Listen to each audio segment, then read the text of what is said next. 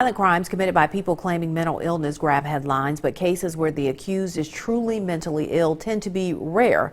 Still, they do happen, and when they do, local law enforcement and the court system have to take some extra steps to make sure justice is served. Our Riley Livingston takes a look at how they handle these cases. She joins us live in Columbus with more. Andrea, here at the Lowndes County Courthouse, every court term is different and every case is different. But when it comes to mental competency, there is a definite set of procedures that have to be followed.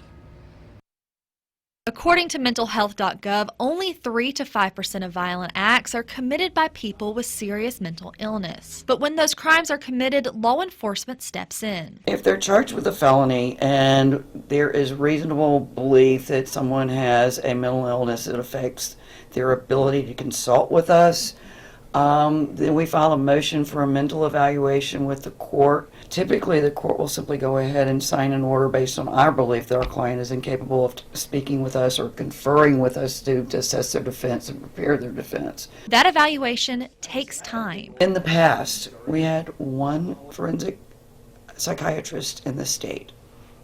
He had covered 82 counties. It took years to get people to mental evaluations, and in the meantime, they were incarcerated because nobody knows if they're a danger to themselves or others. Recently, the state has hired some more forensic psychiatrists.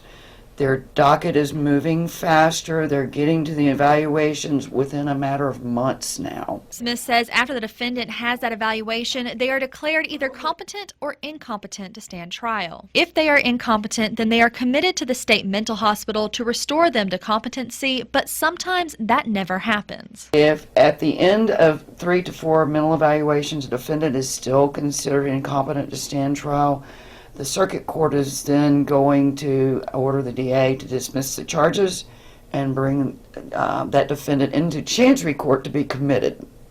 The commitment's for 90 days. It's not much help. But Smith says charges don't always have to be the first step for law enforcement. I actually like to see mental evaluations before they charge someone, and there is a provision in the law for that.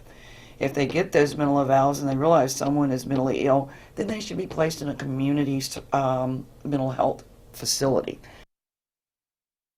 Smith says a person who already has a mental illness diagnosis usually goes through the same procedures as somebody who does not have that prior diagnosis. Reporting live in Columbus, Riley Livingston, WCBI News.